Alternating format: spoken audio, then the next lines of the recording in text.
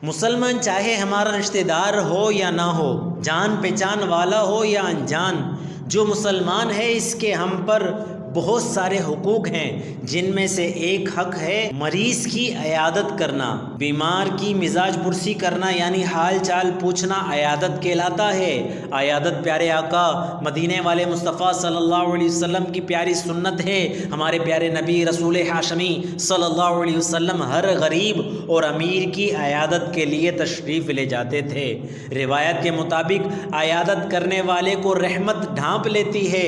70,000 फरिश्ते उसके लिए बख्शिश की दुआ करते हैं। उसके हर कदम पर एक नेकी लिखी जाती है, एक गुनाह मिटा दिया जाता है और एक दर्जा बुलंद कर दिया जाता है। अल्लाह पाक हमें अपने मुसलमान भाइयों की अयादत करने और उनके हुकूक अदा करने की तौफीक अता फ़रमाए।